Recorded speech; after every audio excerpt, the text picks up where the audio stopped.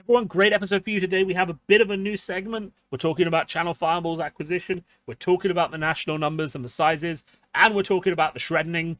And then we're going to talk about a tier list for Utrecht and the last few RTNs, which have probably already happened by the time you're listening to this video, but that's okay. Utrecht is coming up. It's going to be very exciting. Then we're going to talk a bit about draft strategy very, very shortly, and then we're going to talk about what's happening with casting at the Pro Tour and the callings in Utrecht, why I'm not casting, all that kind of details. So if you're interested, everything is time-stamped, so feel free to jump ahead. Otherwise, just sit back, listen, have a great episode.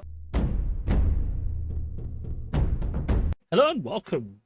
Another episode of Steelfur Speaks. Apologies if these haven't been coming out as regularly as I would have liked. They are typically every 1 to 2 weeks, but I've had some stuff on. My grandmother died. Project at work. There's just been a lot of extra stuff on that's kind of prevented me from sitting down with my thoughts in a collective way, in the way that I like to deliver them to people. I don't just like to come in and rave at the camera.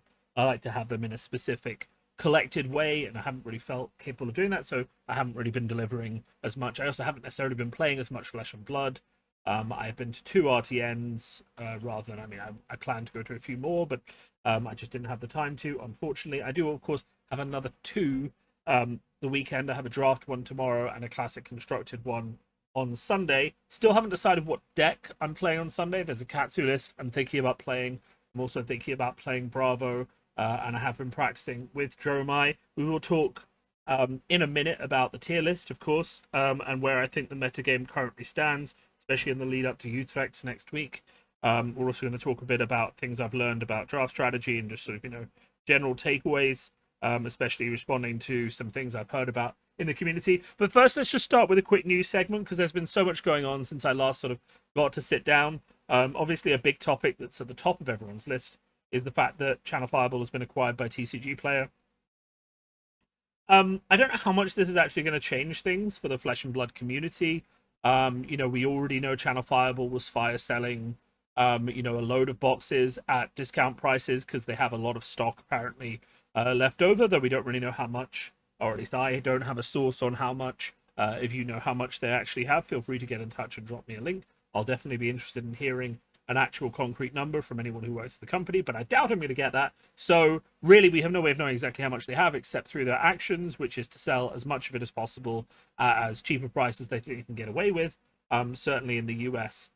So they have a large amount of stock. They're likely to continue selling it even though they've been acquired. Is anything else going to change? I really doubt it. I think the events business is probably going to keep running the way that everyone thought it would. All these things are just going to keep going the way everyone thought they would. So I don't really see much change happening there. But of course, we're going to have to wait to see if there are any announcements coming out after the acquisition that impact Flesh and Blood as a game in America. I will say, America is still one of the best and biggest markets for Flesh and Blood. Someone has, if you look at the 90-day XP, it is, one of the biggest markets. I don't expect that to be changing. We should continue to see reasonable growth there, regardless of who's selling, the most product and all these kind of things. The other thing we do have, which I think is quite interesting, and I'll just chuck that up on the screen now, is someone has broken down the size of the national championships compared to the 90-day player base, as well as the number of people on 90 days who have 21 XP. 21 XP in this context is obviously 7 wins at an armory level event over 3 months, or it is, I think it's 3.5 wins at an RTN. So, people who play and win reasonably regularly, which is a good enough idea of how many people probably actually play the game. And if we look at this, it's quite interesting to compare the size of events to the size of nationals that country has got.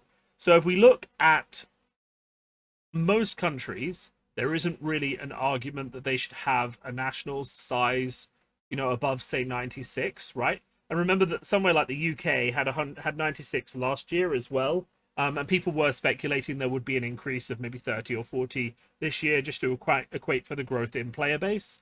But it's kind of like proportion. So if you live in one of these 64 region countries, those are open invite events. Also, thanks to the person who put this together for me. I didn't put it together myself. Someone on the UK Discord sent it to me, so thanks to him. These are open invite events you can kind of just show up to, I think. And the 96 ones are obviously RTN qualified events. and so is the 500 one. So we can see like the difference between player base. Like no one is going to argue that the US doesn't deserve a 500 player event, but if we think about the ratio of people who are going to be able to come to nationals, you can see these percentages are actually kind of a bit weird, right? So the US is always going to be a bit odd because essentially we're saying that 6-7% of the total 90-day player base is going to nationals, which is quite small compared to the other percentages, right, that we're seeing. But it's 15% of the people who have, say, above 21 XP, which is kind of in keeping with what we're seeing in Australia, at least. Bit higher in the UK, right? So under these metrics, right, a tenth roughly of 90-day players from the UK are going to be at nationals, and 20% of those who have 21 XP in the last 90 days, right? So it's actually quite good representation for these countries. And if you think about it, you look up here, and Singapore and Italy are roughly 60% each. It's kind of an interesting thing to think that these countries, because they're so small, have probably got nats that are big for their size, but that's just to build hype within the countries. Whereas somewhere like the UK probably could have had another 30, 40 people added without really worrying about the, having too many people represented, right, for the amount of players. The thing that I think really determines this is 96 is a very comfortable number for some larger stalls to run, to fit into like a community hall or a local hotel or something small that isn't a purpose-built event space. And once you start going above 150, 200, you start getting into the realms where someone's going to have to rent like a big room at a convention center or a hotel, especially if there are side events too, because I don't just expect that 96 people will show up for the UK Nationals as well, which is in London. I expect we're going to have people who aren't qualified showing up to play side events. I think there might be 150 people in the room, right? So in that context, like that's kind of the amount of things that a venue can hold without being like a massive venue. So I think there has to be a certain threshold where it justifies the spend for a really big step up to a new venue. But in the UK, it is a bit weird because last year we had this purpose-built venue in the Royal Armouries in Leeds, and this year it's going to be held in a store. Now, it's in a very large store that can handle 150 people. Now, I have my issues with it because it doesn't actually have internal bathrooms in the stall. It's in a shopping centre. You have to use the shopping centre bathrooms, which aren't always great, or the bathrooms in a pub. So it's not like the ideal location for 150 players to descend on, but they do have the table space, which is kind of one of the most important things. But I guess the point is really that we're just seeing an interesting thing here, and I wonder what the threshold is, and this is kind of the question we'll just pose here before we move on, is I wonder what the threshold is here for these countries, so Germany, UK, Australia, Canada as well, which I expect to get 96 people too, to move up to 150, 200, 250, right? Do we have to get to 1,000, 2,000 over here? Kind of where's the threshold, right? And that'll be interesting to see over the next few years when LSS decides to start bumping people up to a larger event. We can't really say right now, but that's okay. That is more than okay. So we're going to move on now. The last piece of news I want to talk about, I'm broadly referring to as the shreddening. I think that's the best way to explain it. And I'm sure a lot of people have talked about this already. There's been, if you're not aware of it, essentially all of the gold foil tunics that were left over, there were 39 left over from assumedly callings and events which didn't get to run due to COVID, and they want to move us all on to the gold foil Crown of Providence because that's the new hot. So they shredded the remaining prize cards that weren't used, and they kind of did it in a bit of a funny video. MTG Twitter went crazy about it. They were like, how can you do this when legendaries are so expensive? What is this? And Fab Twitter went crazy in response, being like, you guys don't even understand what's going on here. Personally, aside from the drama, it's kind of a non-entity.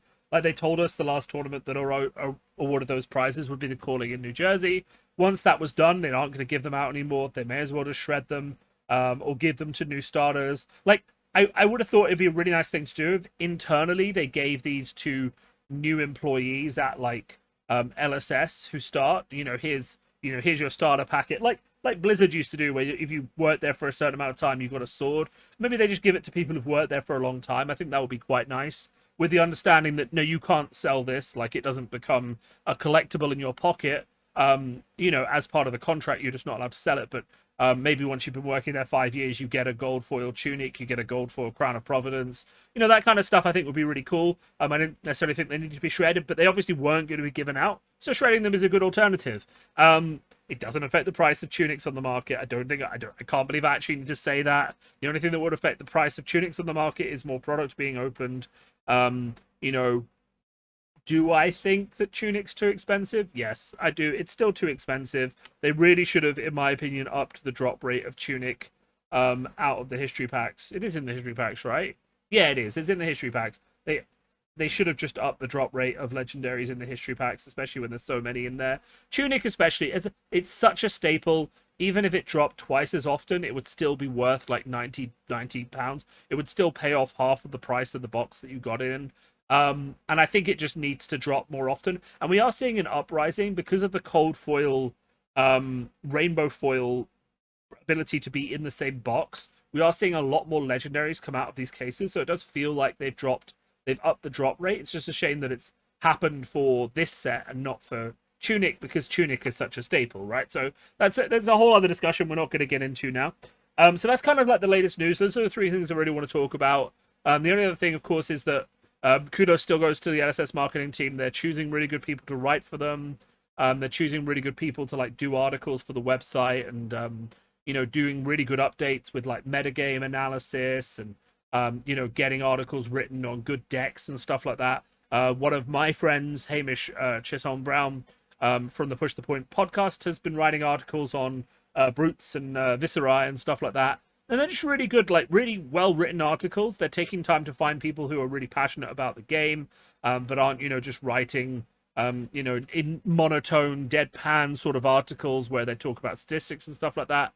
And their content on their website, genuinely continues to be engaging. They're getting community members involved in writing. It's really good. They're getting the devs involved in talking about pack one, pick one. We're going to talk about draft strategy later on in this video. But first, I just want to talk about other stuff first. So the primary thing we're going to talk about now is the tier list for and the current metagame. That's what we're going to talk about. The topic for today, a week before Utrecht, it seems like a good idea to start talking about the tier list and whether or not Living Legend has worked. Well,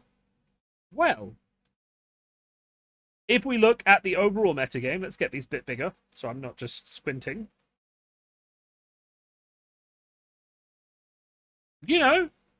This actually doesn't look that bad. Compared to like the all right, I just wanted to pause for a second to get our comparisons, right? So this part isn't that different, right? We are seeing a bit different representation, but at the like general representation levels, if we compare to ProQuest Season 2, and this is from the official Flesh and Blood website, I just had to go and dig it up, we can see that there were still quite a few heroes being represented in reasonably large amounts based on the popularity of the hero rather than the strength, right? So we can see that there's still roughly the same thing going on now. The heroes themselves have changed because obviously we've had a new set, and obviously two of the heroes that we'll call them gatekeepers have been rotated out. So, but this hasn't actually changed that much. But we do start to see quite drastic changes when we go into the comparison of the top 8 metagame, right? So the top 8 metagame for the ProQuest was primarily dominated by 4 heroes, right? 23% Star of the Show, 20% Chain, 17% Prism, 8% for Briar. Now we can see that Briar, still the most popular deck, still a popular deck, has grown in popularity because it's no longer being gatekept by Stavro, right? But we actually do see that rather than having a 4-way split, there is actually a lot more representation and like some bigger segments here. So rather than just being concentrated into Briar, like Briar is not the new Stavro. That 5% is actually quite a big deal. In terms of like, that's quite a lot of players who chose to show up not playing Briar. And then we have to see like Prisms dropped off a bit, Viscerize dropped off a bit, and those heroes haven't immediately switched to someone else, right? Because if you add up like Bravo, Briar, Visceri, and Prism, you get like, I can do this maths very quickly, 48, 68, right? And if we look at this, I mean, if you add up the top four, you've got 24, 31, 30, 43. So we're talking about 30% of players who haven't just switched to the other top four decks, who've actually gone and said, actually, no, I'm going to play Dash again. I'm going to play Dorinthia again. I'm going to play Lexi again. And I think this is very refreshing to see. And I think this kind of shows us that in some ways Living Legend has done what it was meant to, which was remove the two people at the top of the pile who were essentially gatekeeping the other decks because they said, if you're not at this power level, you're done. And by removing those, we've actually created quite an open field, right? The real question I have, right? So we've had 2 weeks of this classic constructed metagame. It's still very early days. We've got the calling in Utrecht next week, but then we've also got the Pro Tour in August, which will be, I think, the same meta. There might be a ban or two. I think they put a banned and restricted announcement before the Pro Tour to give them the ability to make bans and restricted lists, but I don't know if it's urgent for them to do it this time because it is a mixed format Pro Tour, because a lot of emphasis will be on draft as well as classic constructed. They don't necessarily have to make the classic constructed meta super fresh because they need people to have time to practice draft as well, right? And that's actually really important. So the real question is, does this top 8 metagame translate to the winners metagame, right? This diversity of what people are bringing, does that change? Because we see here 23% of people bought Stavro, which translated into 35% Stavro winning. And basically, these four heroes won when they came through to the top 8, right? Whereas in the next meta, we see that actually, you know, there's kind of like everyone has won a few, which means that like where these heroes are coming through. Now, obviously, we can see Viserai's conversion rate is actually higher than the number of people who got through to the top 8 playing him, which shows Viserai's strength. The same for Prism and Briar. Like where these heroes are getting in, they are winning more. But what we are seeing is actually quite a few wins for, we'll call the off-meta heroes, who've kind of got a space for themselves. And that tells us a few very, very interesting things. That tells us that, you know, there are communities where some heroes aren't being represented, and people, by properly reading the meta, can bring what we consider an off-meta deck and win because, you know, here's an example. So in the south of England, for whatever reason, people are really big Illusionist fans. So if you went to the Brighton Road to Nationals, I think there were 28 people, there were about 6 Dromai and 6 Prism. Right now, if you knew this about Brighton and you correctly showed up with something that beats those, like Reinars or, you know, Oldhim or Bravo, you'd be in a situation where, you know, you were correctly calling the field with your off-meta choice, right? I mean, those aren't off-meta choices, but you get my point. If you correctly called the off-meta choice that beat the meta deck, you could win with it, even though it wasn't the strongest deck in the field. And also what we're seeing reflected here is because people are winning with a lot of these, we'll consider them off-meta heroes, it's kind of like once they get to the top 8, and we've seen a lot of top 8s that have 8 different heroes in, which is just super exciting, player skill becomes incredibly important because you're playing into a field with 8 different heroes. You can't really meta for that. It's just whether or not your matchup is the one that you're good at. And a good player, you know, what I'm seeing a lot, certainly, is that matchups are coming down a lot more to player skill than to high roll, which they did a lot in the Bravo meta. So we haven't got this. We haven't got 35% of one hero. And whether we get to that when things settle down is something I'm really not sure of yet. I could see Viserai just being the top aggro dog for this meta. And we'll talk about tier lists in a second. But, you know, I don't know whether it will grow. I don't think it's as consistently good against enough of the field to take the spot that Stavro did. Because I feel like if Viserai shows up as 20% of the field, there are counters out there, which in turn means that the Viserai numbers will drop, which then means we'll pivot to a slightly different meta. And the meta will stay interesting even though, you know, there are these powerful decks in the field. That's one of the reasons why Prism isn't doing as well at the moment as people might suspect based on these numbers. You know, Chain is gone, Stavro is gone. That means Prism should be on top, right? But it's not, because with Viserai and Briar still in the meta, and a lot more aggro decks in terms of like Fi and Ninja coming back with Katsu, Lexi getting more tools. The fact is that, you know, Prism just isn't as good into this meta, even though she still has, we'll say, tier 1 potential. She still has all of the same strong cards she had for the last meta. She's still a very strong deck. But is she the best deck in the format by default because she was one of the best decks in the last format? No. The meta has shifted to address her, and that's very, very interesting. In terms of a tier list, I'm just going to rattle one off. My Patreon's got a typed up one. They've had a few typed up ones actually now. In terms of like what I thought originally and where I've shifted to now. You know, my Patreon does exist, by the way. I should plug it now. If you're still listening to this content, you clearly like it. I do have a Patreon. My Patreons are currently getting a load of Heralds of Rebirth. I have them right here. I'm just giving them away to people because it makes me feel good. They're also entered into a playmat raffle for a Doomsday playmat that's currently happening. But also, you know, if you don't want to support me on Patreon, that's fine. You know, I use the Patreon money to buy stuff for the channel, like I bought a new light. I use the Patreon money to go to events so I can report on them. It really just helps kind of make me feel better about making videos because, you know, it's kind of like I'm doing all this video making. Do people appreciate it? You know, well, yeah, they do because they're willing to give you £3 a month and that's cool. And you get access to my thoughts when I finish a tournament and all that other kind of stuff, which I think people appreciate. But if you're not going to do that, and that's fine, you know, please do at least like the video, subscribe to the video. The YouTube algorithm is a fickle thing, and there are a lot of fab content creators. So the best thing you can do to show me that you appreciate the video, beyond like leaving a comment, which is obviously really good, is just clicking that like button and subscribing to the channel. That really just lets me know I'm doing a good job and lets me have a bit of enthusiasm to keep going. Anyway, advert always before tier list, because now you want to know my tier list. You've obviously listened to the advert. I do think Viserai is the top aggro deck in the format. I do think he's the tier 1 deck. I think it's followed slightly by Briar, but I think if I was running into a field of Briars, I would like to be on Viserai.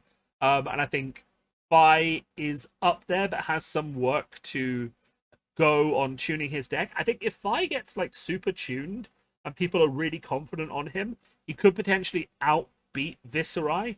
But I think Viserai has the flexibility that Fi doesn't have to store damage, you know, to switch it up, to have very, very strong burst turns after storing up damage for a bit, which does help him against the more control decks, like, you know, the Ultims and things like that, where Fi, I think... I've heard that Fi is not really that bad into Fatigue Ultim, because he can just go so wide that Fatigue can't block it.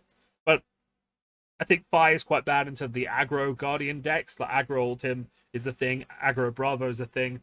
And I think that he struggles there in a way that Viserai doesn't necessarily struggle the same way. Viserai has better block, better armor, and just sort of a lot more tools to push damage. I think Ice Lexi is up there as well. I've been really impressed with Ice Lexi into Viserai. I've been really impressed with the Ice Lexi into Dromai, into Fi, into every deck that's just running tight on resources. The new cards like Insidious Chill as a setup card, coupled with Amulet of Ice, and just a single fuse can just wipe out your opponent's hand. And if you're doing like an Art of War 3 of a kind turn with Rain Razors, and you double fuse, or you have like Insidious Chills, you can just absolutely destroy someone. And I guarantee you the deck has been so well tuned, it's like, it's not as inconsistent as it used to be. So I think Ice Lexi is 100% up there with Viserai, Briar. I also think Fi is like either tier 1 or like bordering on tier 1. He can just put out a lot of damage. You'll realize my tier 1 list is actually quite long, and that's because I see a lot of heroes doing very, very well, and there are heroes that aren't doing well that I think should be, and I think will be once they get a bit more tuned, right? So my tier 1 list is currently, as I've been saying, Viserai, Ice Lexi, Briar is definitely up there, but at the lower end.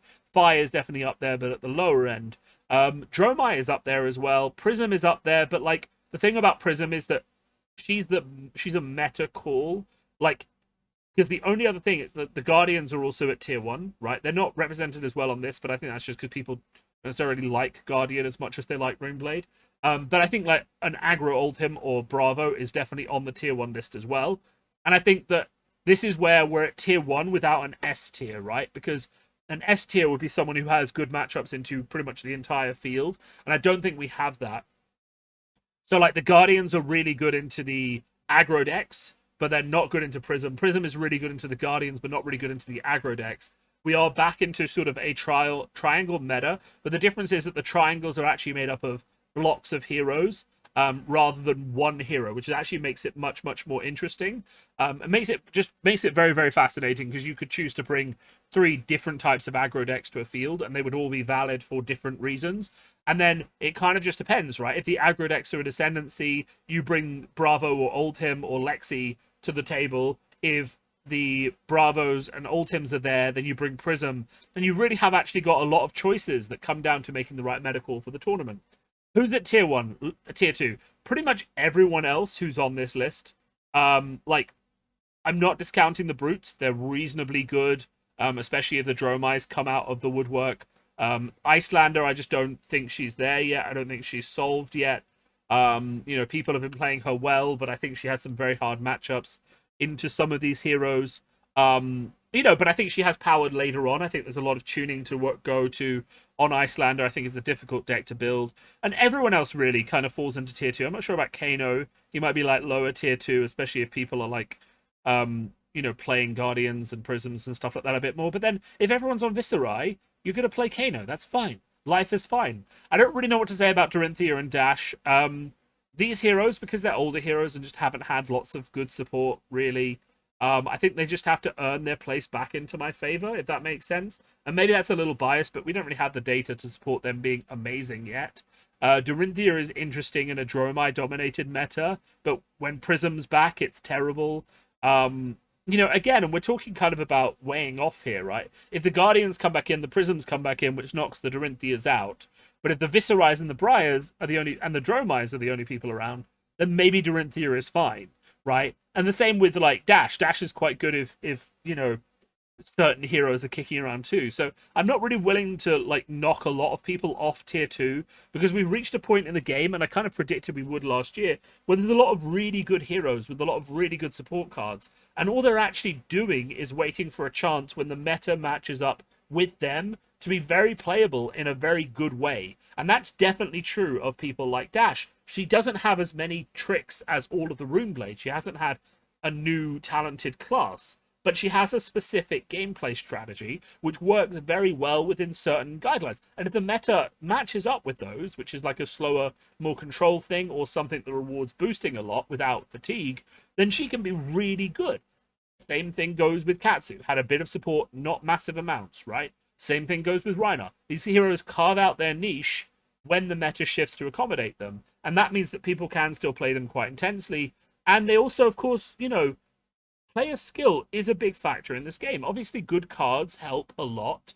But if you've got someone who's just picked up Dromai, and she's the new hero and hasn't been optimized yet, and you have someone playing a hilariously hella optimized Rhinar deck who's been playing it for like 600-700 games, that Rhinar player may just be able to get those wins, right? I'm just saying that this sort of thing does happen. So I think it's very important to appreciate that you can play these off-meta heroes. You can do well. They're obviously not tier 1 for a reason, and if you're really competitive, you're obviously going to learn one of the better decks, but I would put them happily at tier 2. So my tier 2 list is pretty broad as well, so is my tier 1 list. I'm really happy to be able to put like 8 heroes on there. I think it's a bit crazy. And I mean, okay, look, I could segment that tier 1 list down further, but I genuinely think that there's just a bit of a pendulum there at the moment between the aggro decks, the control decks, Prism, etc., just balancing each other out, right? And I think we're not going to see what rises to the top of the pack, and I think you're not going to be able to predict exactly what you need to play at a tournament without sort of guessing the tournament. Right, on to our third segment of the day. So, I've started time-stamping videos. It seems to be a thing that people quite like. So, I've started doing that. So if you're just skipping in here, thank you for joining us. Do hit like and subscribe if you like my time-stamping of the videos. We're going to talk quickly just about draft strategy, as I'm going to a draft RTN tomorrow, and I kind of want to share my thoughts. I was listening to Arsenal Pass earlier this week, and they were talking about how staying open in Uprising feels really bad and feels like it punishes you. And that was something that I kind of said 2 or 3 weeks ago. That I feel like the appropriate strategy is just to draft Fi, and then see what else happens. But I kind of feel like, I want to echo that again in the light of what other people are saying, and just say, ultimately I agree with that. Every draft I've done so far, which I think, is quite a few now, picking a hero and just going for it and having a pick by like pack 4, pack 5, like I've had some successful pack 7 pivots, but there was one draft where I pivoted and so did someone else, and we both got screwed. So you do have to kind of be wary of it. I think really what's happening and really what's going on in my head is I am taking the good ninja cards because Fi can support 4 people in a pod drafting ninja, and if there aren't good ninja, if there are signs that everyone to my right is picking ninja, and I'm getting past fire for Dromai or Icelander by pick 4, pack 1, I'm just going to slam pivot and see what happens, right? And that's basically my draft strategy in a nutshell, right? So start off drafting Fi. Maybe you could start off drafting Icelander if you just open something amazing, or Dromai. And then you're just starting to see, like, what am I getting past? And the key indicator cards for me are things like Rake the Ashes for Dromai, things like 0 cost and 1 cost Ice Blues for Icelander. You know, if I start getting past any of those on pick like 2, 3, and 4, I'm just going to draft those classes because I'm going to assume that either the person to my right doesn't know how to draft those classes properly, which is why they're not drafting the good cards, in which case I should still get a decent deck anyway, or they're already on Fi, in which case I may as well be on something else. And I will be prepared to pivot up until like pick 7, but like I'm not, I'm very wary about pivoting, and I have pivoted back and still won as long as I. So the reason that I always start with Fi is that even if you pivot away for like 5 picks and then you pivot back, you only did a 27 card deck with Fi. I've had successful decks where I pivoted back to Fi after picking other stuff, and I feel like that is a core part of the strategy for me, which is that is that I don't need that many cards for Fi. If my attempt to draft another hero briefly goes badly, I can always come back, and that's really it. It's keeping myself in a situation where I can draft a really good Fi deck, or I can get something else if it looks wide open. And if it doesn't, then we're all good. So that's where I am on draft strategy. Really, I could do a breakdown of all the cards I think are good, but really it can just be summed up as in Fi you want 0 cost and 1 cost to go again, preferably reds with about with a decent chunk of blues. I've said this all before. I think in Dromai you want things like Rake the Ashes. You want lots of Rake the Ashes. You want stuff like Skittering Sands. You want obviously invocations if you can get them, but those aren't the main focus. You want your Dust Runner Centipede, fantastic card. Any of the 1 like the 3s and 1 for 5s that get you Ash and do damage are really good. The only good Healing Balm is fine in red. But really the generic cards that are worth drafting are the poppers, and everything else is kind of like a bit rough. But you might draft it to flesh out things. And in like Icelander, you just want 0 and 1 cost Ice Blues. Things you can play from your arsenal, give a Frostbite, and also shoot your Waning Moon at them. Really just every turn should be something Waning Moon. You can also get like decent numbers of red ice attacks to go with the blues, so that you can do something big on your turn and then control them on their turn. And that means that if they can't attack you that much on their turn because of the Frostbite, you can still go, okay, well, here's a 2 for 5 red, even though I didn't have to block with my cards, right? And that's kind of like a brief summary of draft strategy. I'm just going to keep that really quick as kind of like a nice quick segment just to finish off the thing, because someone asked me about my draft strategy, and I think that's kind of a really good place to leave it. Obviously, we're going to have Utrecht next week. All of these things are going to be tested. I am playing at Utrecht. I'm sadly not qualified for the Invitational. I have passed up the opportunities to play quite a few Battle Hardens, unfortunately.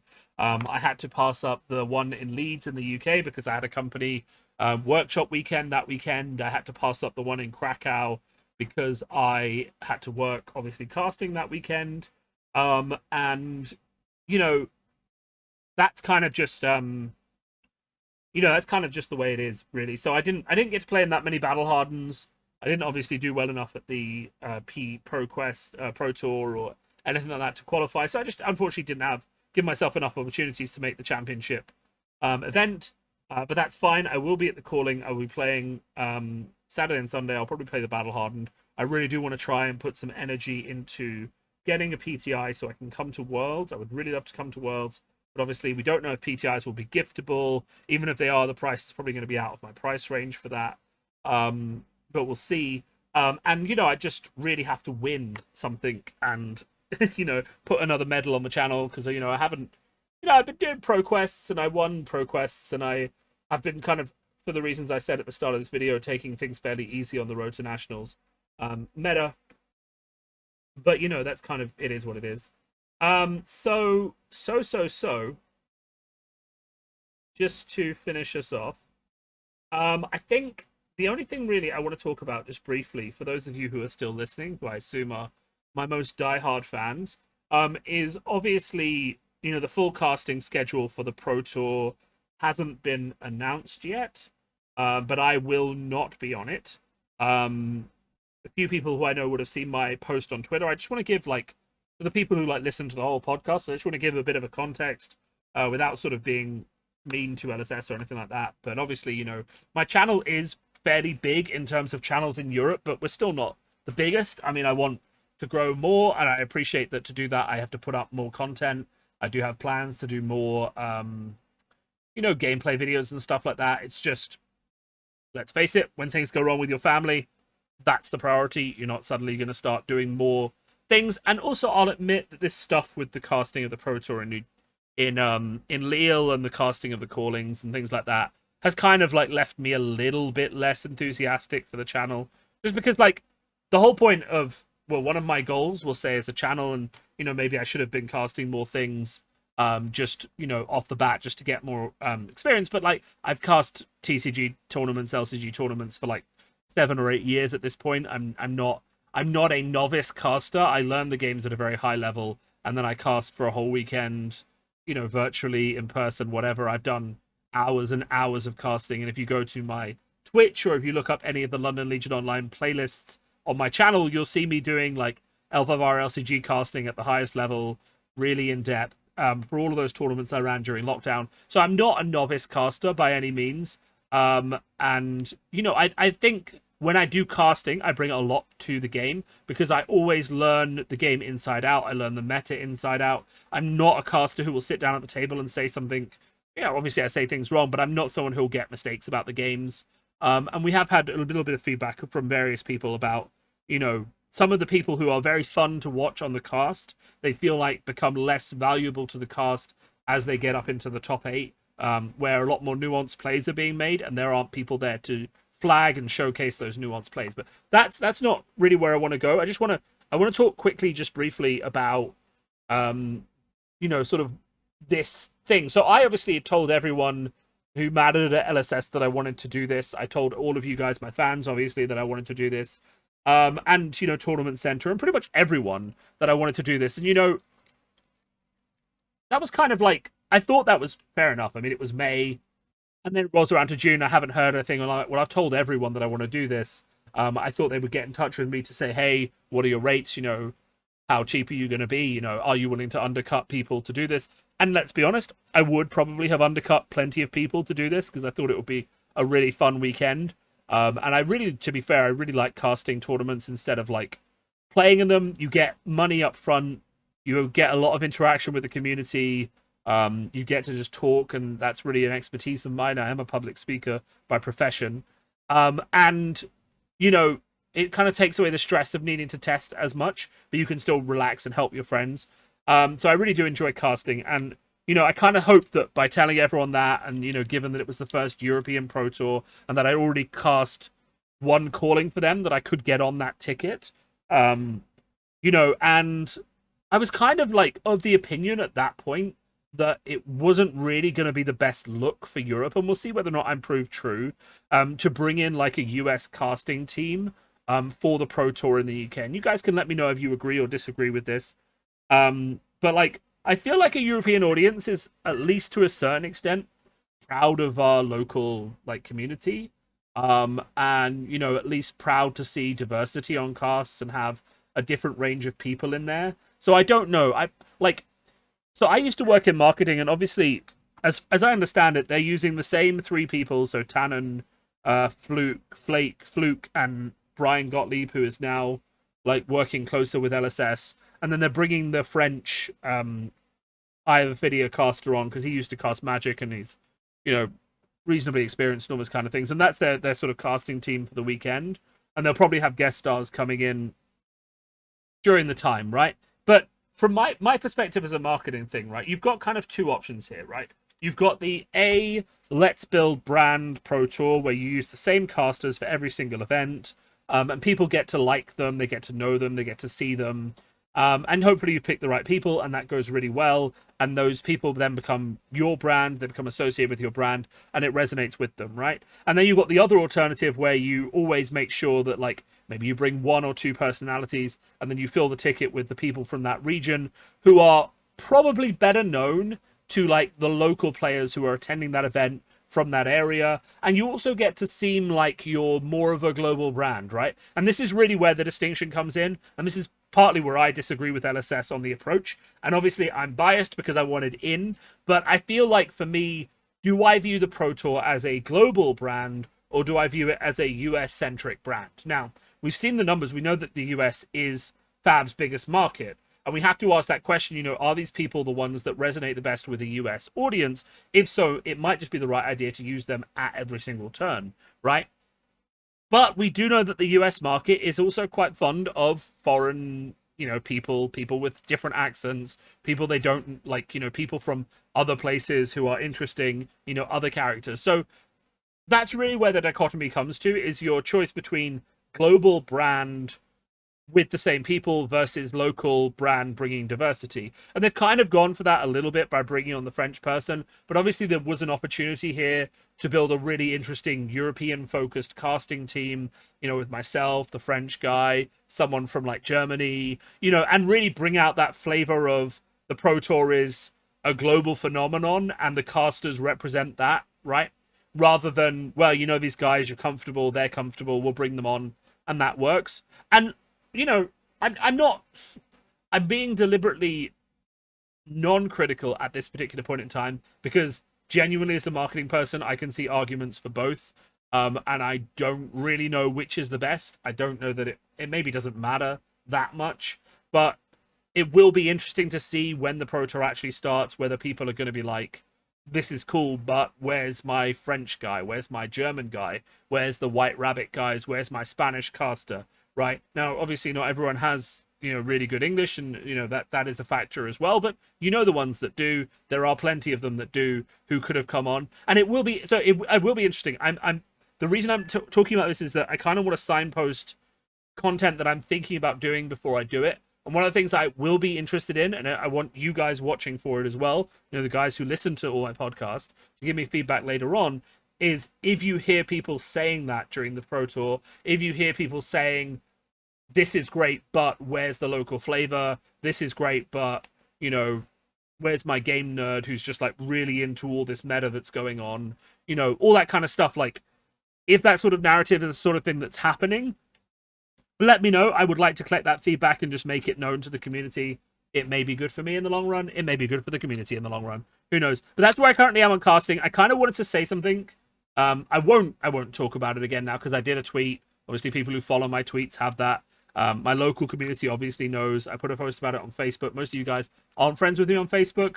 But I kind of just wanted to say it to my audience because obviously, you know, I have said to quite a few of you in quite a few episodes, hey, how amazing would it be to cast the Pro Tour in Europe? I've told LSS I really want to do it. Let's see what happens. So I kind of want to close that loop with all of you guys. Explain that it isn't happening. You know, I'm obviously disappointed about that. But my channel obviously has a lot more growth to do, and a lot more sort of size. And really, the goal, I guess, in the next year or two is just to continue playing Fab, continue enjoying Fab, doing episodes that make sense, that people like watching, and kind of get the channel to a point where I can't be ignored, I guess. I mean, I don't think I can be ignored now. I mean, I have a very, you know, the feedback I always get from you guys is I have a very straightforward, honest way of looking at the game that is refreshing and good to listen to. But obviously, if my channel was like 4 or 5k subs, even, you know, even more, which maybe it'll get to eventually, then I couldn't really be ignored, right? And that is kind of a good goal to get to, because then, you know, hopefully it just ends up being a much easier process where I say, actually, I'm done playing for a bit. Can I cast this thing? And people are like, yeah, we'd love to have you cast you're a Fab sensation. Anyway, so that's kind of where I am on that. I kind of wanted to update everyone in this episode, especially like, because Utrecht is next week. I've been told that it's not going to be casted, which confuses me because the calling is basically free publicity for the game, and people love watching the game at a high level, even if you were only going to cast like day 2 and you didn't want to pay a contractor for the entire time. I don't really understand casting it. Though there is, you know, rumors and rumblings out there that what LSS are trying to get for the calling is more volunteers from the community to cast. That's definitely what's happening at the national level, is that nationals aren't being, you know, there isn't any budget made for getting AV equipment in or things like that. But if a local wants to volunteer their own equipment and cast it, then there'll be a cast. And I agree with that because they're not big enough yet to justify a cast. But the calling is kind of like, for a lot of people, the pinnacle of their competitive play, alongside the Pro Tour. You know, there's only 3 a year. I think, is it only 3 a year? No, there's 2 Pro Tours a year. There's like 10 callings or something like that. So it's still not that many. And it's the perfect time to showcase your game. So it's a bit odd that the calling's not casted. And obviously, the Madrid calling wasn't casted. If it turns out I was wrong, I don't know. This is just what I've been told, that it's not going to be casted. Which I just think is a weird choice because it is free marketing. Well, it's not free, actually. It's quite expensive to cast. But, you know, I do think it is worth it. But maybe we will see a rise in sort of volunteer casters at the calling level who are going to bring their own equipment and do it for the likes and for the views. That will not be me. I don't think I'm not going to pay to travel somewhere, bring all that equipment, and then not play the game. Like, I like the game, I like casting the game, but I'm not ever going to be in a situation where, like, you know, because Utrecht isn't costing me a ton of money. It's costing me like 200 or 300 quid, but I'm not going to pay 200 or 300 quid and take all my camera equipment and stuff like that over there, cast it for 2 days, really, really hard work and talking, when I could just be playing the game and having fun. If anyone wants to do that, like locally and stuff like that, you know, that's great, and I'll happily come on and say hello, or like when I get knocked out, if I get knocked out before the top 8, I'll happily join and have a bit of a chat, and a bit of a banter about what's going on, and you know, pitch in if you'd like me to. But I'm not going to take that responsibility on myself. Let's put it this way: I just don't believe in turning your hobby into a job unless it is actually a job. You know, if you're being paid to do something, that's perfectly fine. And playing in big tournaments is not as fun for me as casting, but more fun than casting when I'm not being paid. Let's put it that way. I think that's a fair summary. I work hard enough in my day job. I'm willing to side hustle a bit when I think it's worth it and I think it's enjoyable. I am not willing to do the side hustle for free. I'd rather just pay the money and play the tournament. Anyway, I'm going to leave it on that note. As always, thank you guys for listening, especially those people who do reach the end of the podcast. Though I do hope the timestamps do make people jump around a bit more and listen to the bits that they find more interesting. As always, thank you all for listening. I've been Steelfur. This is Steelfur Speaks. Do like and subscribe to this podcast. And also, please, if you are listening to it in podcast form, because we do upload it in podcast form, please do give it a rating on whatever podcast platform you are listening to it on, because that gets more people listening to my podcast, which of course then gets more people listening to my YouTube, which in turn just boosts the chances that they might subscribe to the video, which then makes YouTube's algorithm like me more. And it's all really just a giant circle, isn't it? And you know what they say? It's a circle of life. And it's a Wheel of Fortune. And I always liked Wheel of Fortune as a card. So, yeah. I'll speak to you all soon. Have a good one.